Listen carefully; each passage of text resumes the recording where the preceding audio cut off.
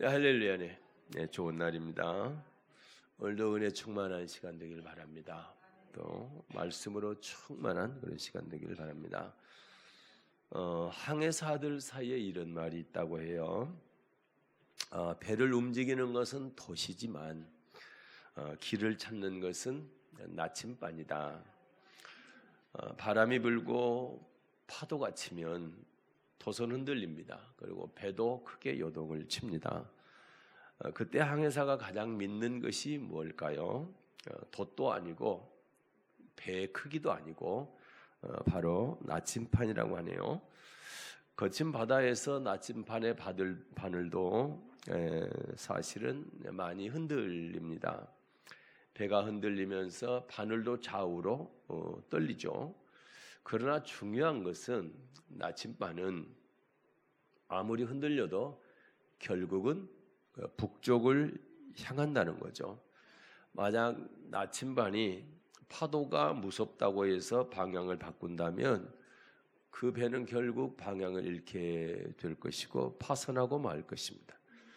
네, 성도의 이제 충성도 이와 같습니다. 우리가 살아갈 때 늘 고난의 바람이 불고 또 유혹의 파도가 치게 됩니다. 사람 때문에 마음이 흔들릴 때가 있고 환경 때문에 낙심될 때도 있습니다. 그러나 충성된 성도는 다릅니다. 잠시 흔들릴 수는 있지만 나침반이 항상 북쪽을 향하는 것처럼 충성된 성도들의 마음은 다시 주님을 향해 마음의 방향을 고정한다는 그런 말입니다. 오늘 히브리서 3장 1절부터 6절 말씀을 본문으로 해서 왜 우리는 하나님께 충성해야 하는가 이런 제목으로 은혜 나눌 것입니다. 저와 여러분이 주님께 충성해야 하는 이유를 세 가지를 살펴보겠습니다. 첫째, 예수님이 먼저 충성의 본을 보여주셨기 때문에 그렇습니다. 히브리서 3장 1절과 2절을 보겠습니다. 히브리서 3장 1, 2절입니다. 그러므로 함께 하늘의 부르심을 입은 거룩한 형제들아, 우리의 믿는 도리의 사도시며 대제사장이신 예수를 깊이 생각하라. 저가 자기를 세우신 이에게 충성하시기를 모세가 하나님의 온 집에서 한 것과 같으니. 아멘. 네, 믿는 도리의 사도시며 대제사장이신 예수님, 그분께서는 자기를 세우신 이에게 뭐 하셨대요? 충성하셨답니다. 그러면 자기를 세우신 이가 누구예요? 하나님 아버지죠. 하나님 아버지께 충성하셨다고 말씀합니다. 6절도 읽겠습니다. 6절입니다. 그리스도는 그의 집 맡은 아들로 충성하였으니 우리가 소망의 담대함과 자랑을 끝까지 견고히 잡으면 그의 집이라. 아멘. 그리스도는, 예수님은 그의 집 맡은 아들로 충성하셨다. 네, 하나님께 충성한 아들로서 충성하셨다. 모세는 사환으로 종으로 충성했고 예수님은 집 맡은 아들로 충성했다라는 거죠. 그래서 이 두 구절에서 중요한 단어가 뭡니까? 충성입니다. 예, 충성. 우리의 신앙의 대상이신 예수님께서 우리에게 충성을 요구하시기 전에 본인이 먼저 충성하신 본을 우리에게 보여주셨다라는 거죠. 어떤 충성의 본을 보여주셨을까요? 빌립보서 2장 8절에 보게 되면 자기를 낮추시고 죽기까지 복종하셨으니 그 십자가에 죽으심이라, 이렇게 충성하셨습니다. 그러니까 십자가에 죽으시기까지 충성하신 거죠. 예. 사람들이요 환영할 때만 예수님 충성한 것이 아닙니다. 수많은 사람들이, 무리들이 몰려와서 예수님을 환영하고 환호하고 그때만 충성하신 것이 아니고요, 또 기적을 일으킬 때, 기적이 나타날 때만 충성하신 것이 아니고요, 배신을 받을 때도, 조롱을 당할 때도, 십자가를 지는 그 순간까지도 아버지께 충성하셨던 것입니다. 저와 여러분 예수님의 이 충성의 본을 본받아야 될 줄로 믿습니다. 예수님이 죽도록 충성하셨으니 저와 여러분도 죽도록 충성할 수 있기를 축복합니다. 여호수아 14장에 보게 되면 갈렙이라고 하는 사람이 나옵니다. 갈렙은 40세 때에 각 지파 12지파죠. 12지파의 대표들과 함께 가나안 땅을 정탐하러 갔던 사람인데 유다 지파 대표로 갔던 사람이지요. 10명의 다른 지파 대표들이 가나안에 절대로 올라갈 수 없다. 우리는 가면 틀림없이 전쟁에 패하고 우리 처자식들은 다 붙잡혀 종이 될 거다. 우리가 우리를 봐도 메뚜기 같은데 저들의 눈에도 우리가 메뚜기 같이 보이지 않겠나.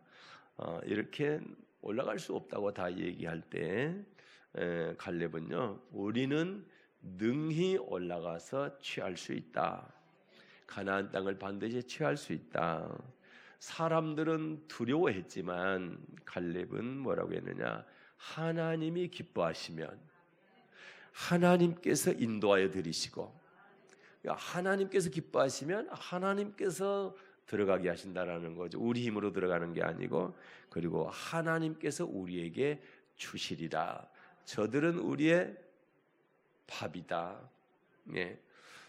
우리의 밥이니까 뭘만 들고 있으면 돼요? 숟가락만 들고 있으면 되잖아요. 하나님께서 함께 하시면 무조건 이긴다는 겁니다. 단 하나님께서 함께하지 않으면 진다라는 거예요. 그러나 하나님 우리와 함께하기 때문에 하나님 우리를 기뻐하신다면 반드시 들어갈 수 있다, 이렇게 말했던 사람입니다.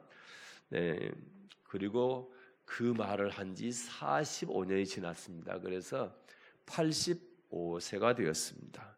85세 때 갈렙이 여호수아에게 이런 얘기를 합니다. 이렇게 말합니다. 여호수아 14장 12절을 보겠습니다. 여호수아 14장 12절입니다. 그날에 여호와께서 말씀하신 이 산지를 내게 주소서.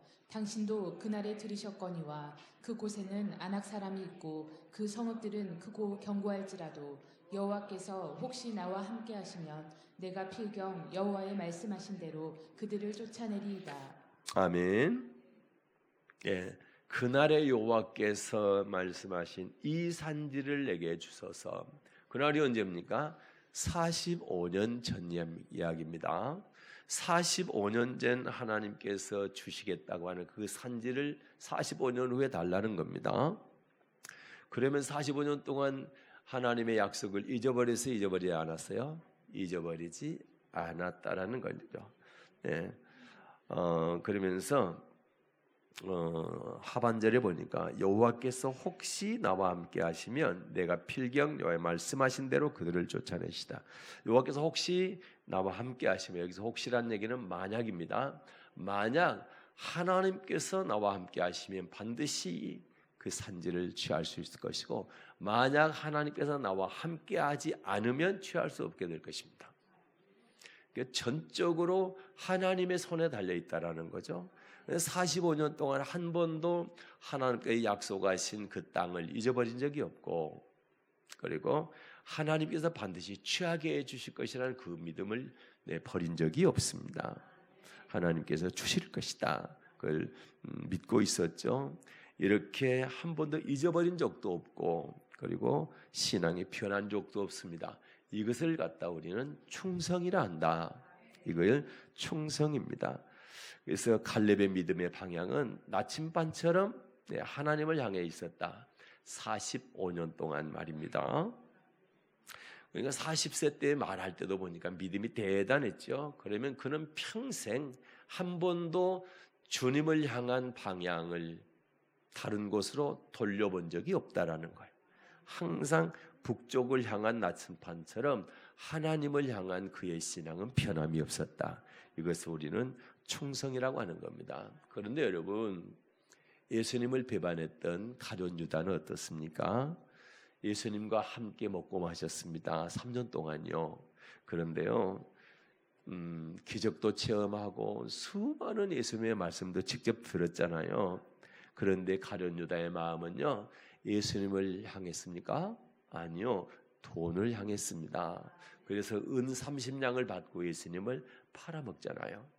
45년 동안, 아니죠, 평생 하나님만 향했던 갈렙과 3년 만에 예수님이 아니라 돈을 향했던 가룟 유다의 결말을 보면 우리는 어떤 사람을 본받고 따라가야 되는지를 알 수가 있지 않습니까? 그래서 나는 여러분의 믿음의 나침판이 항상 예수님을 향해야 되는 것이지 가룟 유다처럼 돈을 향하지 않기를 주님의 이름으로 축복합니다. 그래서 나침판은요, 환경이 아무리 바뀌어도 잠깐은 떨릴 수 있지만 항상 북쪽을 가리킵니다. 여러분의 믿음도 나침판처럼 항상 예수님만 향할 수 있기를 예수님의 이름으로 축복합니다. 우리는 또 왜 하나님께 충성해야 되느냐? 두 번째는 성도에 마땅한 본분이기 때문이다. 성도에 마땅한 본분이요. 자, 고린도전서 4장 1절과 2절 볼게요. 고린도전서 4장 1, 2절입니다. 사람이 마땅히 우리를 그리스도의 일꾼이요 하나님의 비밀을 맡은 자로 여길지어다. 그리고 맡은 자들에게 구할 것은 충성이니라. 아멘. 사람이 마땅히는 당연하게입니다. 당연하게. 이거는 그리스도 일꾼으로서 직분을 맡은 자로서 당연히 해야 될 것이다. 그런데 그게 뭐냐? 2절에 보니까 충성이라는 거죠. 맡은 자들에게 구할 것은 충성이야. 구할 것이라는 단어가 찾는다는 의미가 있습니다. 그래서 우리에게 직분을 맡기신 우리 하나님은 우리의 뭘 찾느냐? 충성을 찾는다는 거죠. 그런 말씀인 것입니다. 그리고 여기서 또 우리는 맡은 자이지 맡긴 자가 아니라는 것을 꼭 기억해야 됩니다. 맡긴 자는 누구세요? 하나님이세요. 맡긴 자를 우리는 주인이라고 얘기합니다. 맡은 자는 뭡니까? 주인이 아니죠. 청직이라고 얘기합니다.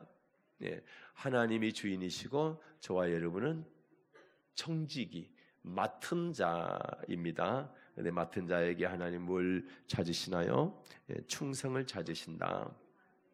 그래서 마태복음 25장에 네가 작은 일에 충성하였음에 내가 많은 것으로 내게 맡기리니, 작은 것에 충성하면 많은 것, 큰 것 맡기겠다는 것이 하나님의 말씀입니다. 이 말씀 보면 어떻습니까?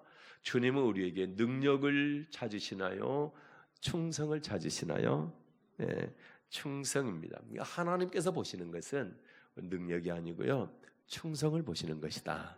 꼭 기억할 수 있기를 바랍니다. 성경 인물 가운데 부부들로서 가장 본받아야 될 부부를 꼽는다면 사도행전에 나와 있는 브리스길라와 아굴라 부부를 들 수가 있겠죠.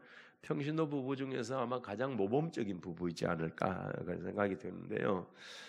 이 부부는요, 바울의 동역자였습니다. 바울 사도의 동역자였어요. 그런데 얼마나 바울 사도에게 충성을 했는지 이 부부를 로마 성도들에게 편지할 때 로마서에 이렇게 소개하고 있어요. 로마서 16장 3절과 4절입니다. 로마서 16장 3, 4절입니다. 너희가 그리스도 예수 안에서 나의 동역자들인 브리스가와 아굴라에게 문안하라.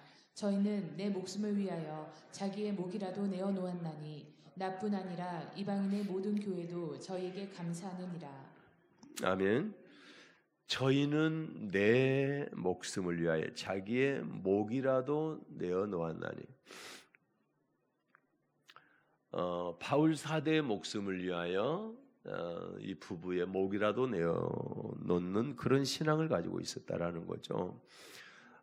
이걸 뭐라고 하냐? 이걸 충성이라고 하는 거예요. 직분은요, 명예가 아니고 섬기는 자리인 것입니다. 직분은 뭐라고요? 명예가 아니고 섬기는 자리다. 미국의 39대 대통령이 누구냐면 땅콩 농장으로 유명한 지미 카터 대통령입니다. 이분에게 잘 알려진 사실이 하나가 있어요. 그분은요, 대통령이 되기 전에도 그렇고 대통령이 된 후도 그렇고 대통령직에서 퇴임한 후에도 그가 변함없이 섬겼던 게 고향 교회의 교회학교 교사였습니다. 고향 교회의 교회학교 교사였다고요. 누가요? 대통령이요. 전에도 대통령이 됐을 때도 대통령에서 퇴임한 후에도 말입니다. 세계에서 가장 강력한 나라 미국 대통령이었지만 그에게 가장 소중한 직분이 뭐였어요? 주일학교 교사였습니다. 사람들이 물었습니다. 대통령까지 하신 분이 왜 계속 주일학교 선생님을 합니까? 그랬더니 이분이 이런 말씀을 했어요. 대통령은 잠시 맡는 자리이지만 주일학교 교사는 하나님이 맡기신 평생의 사명입니다. 대통령의 자리는 잠시 맡는 자리지만 주일학교 교사는 하나님께서 평생 맡기신 사명이라는 거예요. 그만큼 세상의 최고의 직분보다 교회학교 교사 직분을 가장 귀하게 여겼단 말입니다. 이걸 우리는 충성이라고 얘기하는 겁니다. 사랑하는 여러분, 세상 사람들은 높은 곳에 올라가면 성공이라고 얘기합니다. 그러나 하나님 나라에서는 맡은 자리를 끝까지 지키는 것을 성공이라 합니다. 그것이 충성입니다.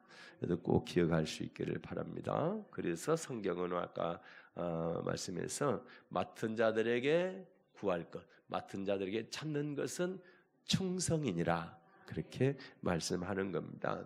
그런데 여러분 안타깝게도 데마라고 하는 사람 아시잖아요. 데마, 디모데후서 4장에 나오거든요. 이 데마의 슬픈 이야기가 거기 나오는데요.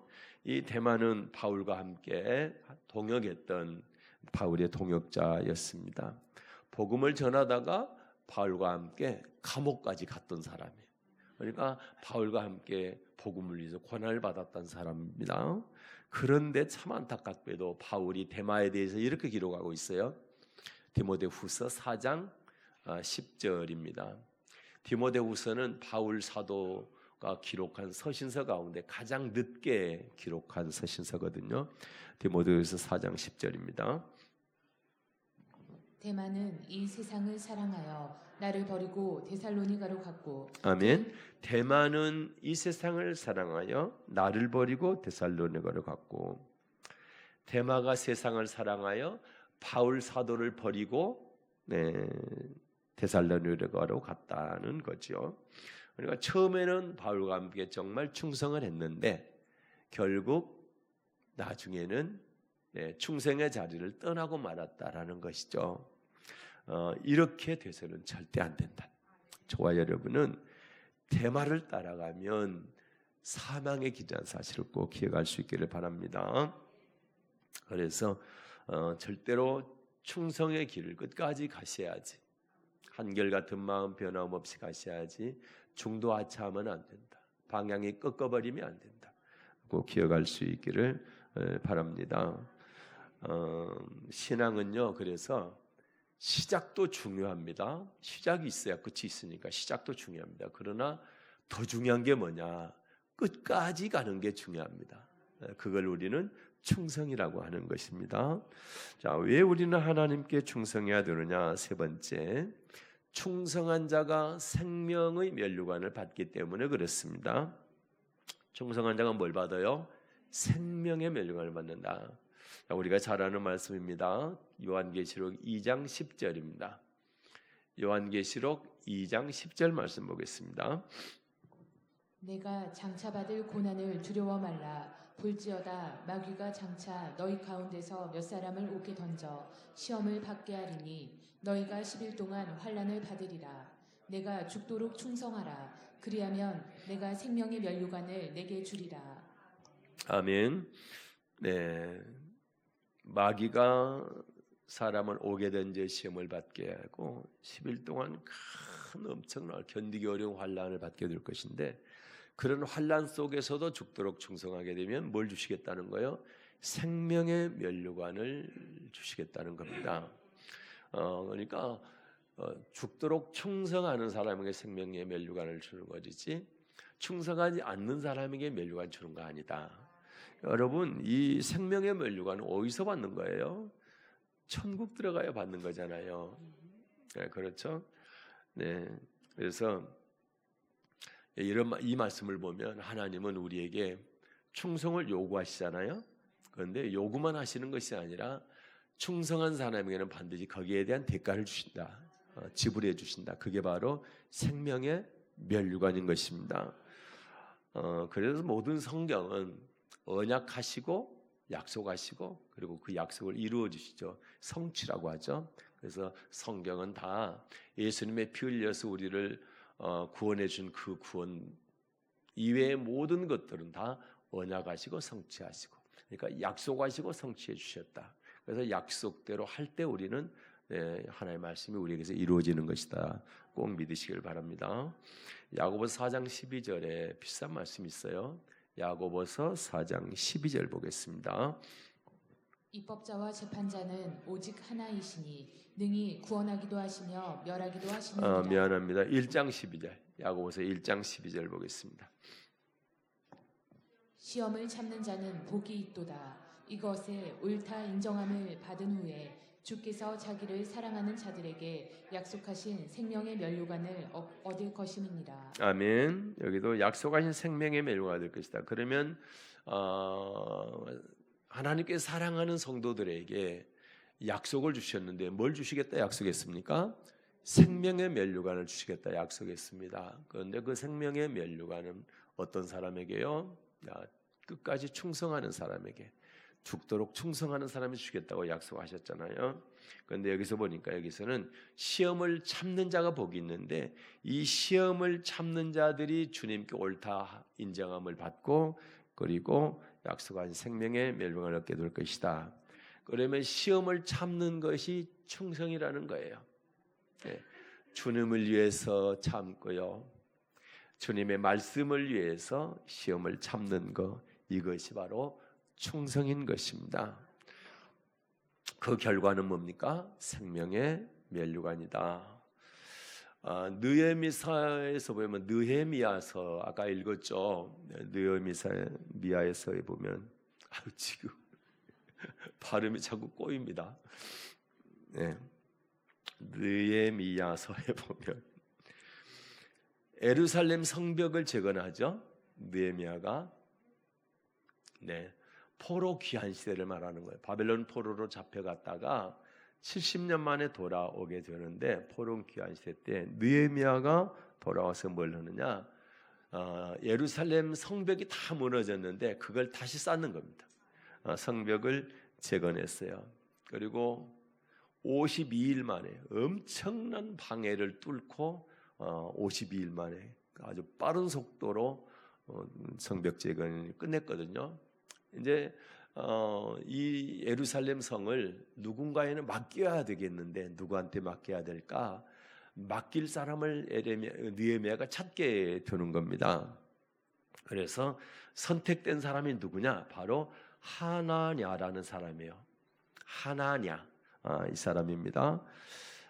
그러면 예루살렘을 맡길 사람을 찾았는데 그 사람이 하나냐인데 하나냐가 어떤 사람일까? 어떤 사람이길래 느헤미야가 찾고 찾아서 하나냐에게 예루살렘을 맡겼을까는 얘기입니다. 자, 느헤미야 7장 1절과 2절 말씀을 보겠습니다. 느헤미야 7장 1절과 2절입니다.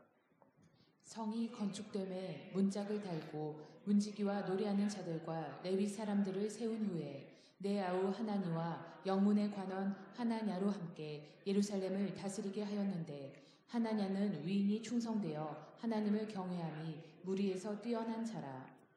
아멘. 네. 자, 예루살렘을 다스릴 자를 둘을 세운 하나는 하나니고 또 하나는 하나냐입니다. 그런데 하나냐를 설명하고 있죠. 하나냐는 위인이 뭐 되어요? 충성되어. 위인이 뭐 되어? 충성되어 하나님을 경외함이 무리에서 뛰어난 자라. 그러면 다른 모든 사람보다 하나님을 더 잘 경외한 사람, 이렇게 충성한 사람이었다라는 거죠. 그러니까 느헤미야가 예루살렘을 다스릴 때를 찾았는데 어떤 사람을 찾았어요? 충성된 사람을 찾았다 말입니다. 누구한테 충성하는 사람? 하나님께 충성하는 사람 말입니다. 그래서 하나님은 공동체를 맡기거나 또는 어떤 일을 맡기게 될 때에 반드시 뭘 보십니까?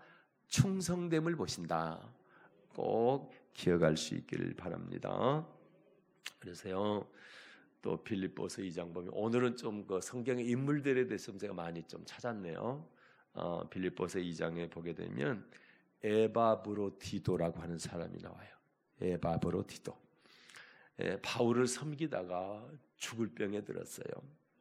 예. 그러나 성경은요, 에바브로디도에 대해서 이렇게 소개하고 있습니다. 빌립보서 2장 30절입니다. 빌립보서 2장 30절 보겠습니다. 저가 그리스도의 일을 위하여 죽기에 이르러도 자기 목숨을 돌아보지 아니한 것은 나를 섬기는 너희의 일에 부족함을 채우려 함이니라. 아멘. 저가 그리스도를 위하여 죽기에 이르러도 주님의 일을 하다가 죽을 병에 걸렸다라는 거예요. 그럼에도 불구하고 자기 목숨을 돌아봤어요? 돌아보지 않았어요? 돌아보지 아니했다. 그래서 여러분, 병 들었으니까 나는 교회 안 나올 거예요. 이거는 참 이런 말씀들을 보게 되면 참 부끄러운 이야기입니다. 그래서 여러분, 우리는 내 건강 때문에 어떤 환경 때문에 뭐가 어려워서 전부 그거는요 핑계인 거고요. 에바브로디도 충성하는 사람은 죽을 병 걸려도 관여하지 않고 주님 앞에 나와서 충성한다라는 것이죠. 그리고 하나님의 사람을 돕는다라는 거예요. 네. 죽을 병에 걸렸어도 자기 목숨을 돌아보지 않고 바울을 섬겼습니다. 이것을 충성이라 합니다. 그래서 나침반 얘기했잖아요. 서두에 나침반은 흔들릴 수는 있어요. 그러니까 우리에게 환난이 왔을 때 잠깐 근심하지 않을 수 없으나 잠깐 근심합니다. 그때 나침반이 흔들리는 거예요. 그렇지만 결국 북쪽을 향하는 것처럼 우리가 잠깐 근심할 수 있지만 결국은 예수님을 향한다라는 거죠. 그게 충성된 믿음이라는 거예요.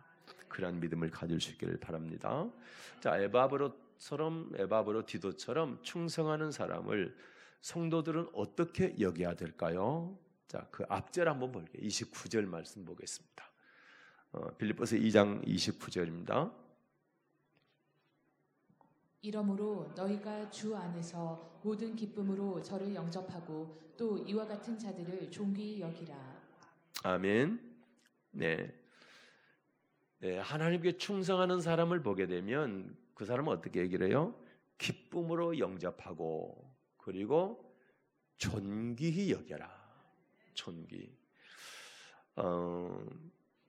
참 이게 당연한데 또 어떤 분들을 보면 정말 충성하는 사람을 보고 시기하거나 또는 투기하거나 또 뭐 은근히 비판하고 뭐 그러는데 절대 그러지 않기를 바랍니다. 하나님께서 충성된 일꾼들을 보면 귀하게 여겨라, 존중해주고 귀하게 여겨라. 그래서 존귀하게 여겨라 이렇게 말씀하잖아요. 그래서 우리는 그렇게 할 줄 알아야 되고 더 나아가서는 어떻게 해야? 내가 그런 사람이 돼야지.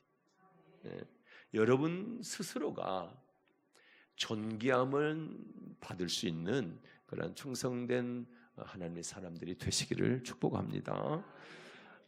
말씀을 마치고자 합니다. 사랑하는 여러분 어떻습니까? 이제 다음 주에 우리 권사님들도 세우고 또 우리 이미 임직 받으신 분들 있고 또 앞으로 또 받으실 분도 있고 그런데 뭐 임직자뿐만 아니라 직분자뿐만 아니라 모든 성도가 다 마찬가지입니다. 우리 교단의 상징이 뭐예요? 우리 교회 이름 앞에 붙어 있죠. 교단의 상징이 백합화인데 가시밭의 백합화입니다. 가시에 둘러싸여 있는 백합화거든요. 백합은 어떻습니까? 어디에 꽃 피어요? 부드러운 온실에서 피겠죠. 또 따뜻한 정원에서도 꽃이 피겠죠. 그러나 우리 교단의 상징은 가시밭 속에 핀 백합화를 얘기하고 있어요. 이 백합은요 가시에 찔릴수록 향기를 더 많이 낸다고 그래요. 이 얘기는 무슨 얘기냐? 우리가 고난 가운데, 어려움 가운데, 그런 환경 가운데 있을 때일수록 하나님께 더 충성해야 된다는 이야기입니다.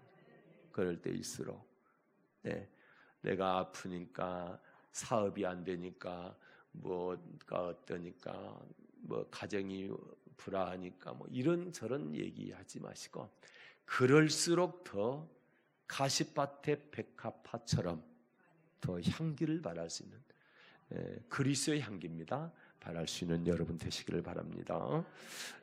그러니까 어려울수록 우리는 하나님께 내 충성함을 보여드릴 수 있는 더 좋은 기회다. 이렇게 삼으시기를 바랍니다. 충성이 바로 이런 것이다. 그래서 환경이 좋을 때만 충성하는 것은 참된 충성이라고 할 수가 없어요. 사람들이 나를 알아줄 때만 충성하는 것, 이것 또한 참된 충성이라고 할 수가 없어요. 때로는 내가 많이 수고했음에도 불구하고 알아주는 사람이 없을 수도 있다라는 거죠. 또 내가 열심히 기도했는데도 응답이 왜 이렇게 더딜까? 이렇게 생각할 때도 있는 거예요. 그리고 내가 정말 잘 섬겼는데 정말 많이 그런 일이 일어납니다. 나는 나름대로 정말 잘 섬겼는데 오히려 마음 상하게 될 경우가 있어요. 그런 경우 있잖아요. 뭐 한두 번은 다 겪어봤을 거예요. 그런데 여러분, 그럴 때 저와 여러분의 마음이 잠시 흔들릴 수가 있다. 바람이 많이, 파도가 많이 치게 될 때 나침반이 잠깐 바늘이 떨릴 수 있죠. 그러나 그 나침반은 항상 북쪽을 가리키는 것처럼 저와 여러분도 마찬가지로 어떤 어려움들이 왔을 때 잠깐 근심은 하지만 항상 바라보는 것은 예수님이어야 된다. 그렇게 될 수 있기를 바랍니다. 아무리 바람이 세게 불어도, 아무리 파도가 높이 일어도 여러분의 믿음의 방향은 항상 주님만 향할 수 있기를 축복합니다. 우리 사랑의 언약교회는요, 화려한 교회가 아니라 충성된 교회가 되기를 축복합니다. 우리 사랑의 언약교회는요, 큰 교회가 아니라 나침판같이 끝까지 하나님을 향하는 그런 교회 되기를 바랍니다. 사랑하는 성도 여러분, 우리는 언젠가 주님 앞에 서게 될 것입니다. 그때 주님께서 우리에게 네가 얼마나 유명했느냐 이렇게 절대 묻지 않으실 겁니다. 그러나 주님은 반드시 물으실 겁니다. 네가 얼마나 충성했느냐, 거기에 대한 대답은 여러분 하셔야 됩니다. 그리고 충성된 사람에게 주님은 꼭 이렇게 말씀하실 것입니다. 잘하였도다 착하고 충성된 종아, 내가 작은 일에 충성하였음에 내가 많은 곳으로 내게 맡기리니 내 주인의 즐거움에 참여할지어다. 이 음성을 다 들으시는 여러분 되시기를 예수님의 이름으로 축복합니다. 은혜로우신 하나님,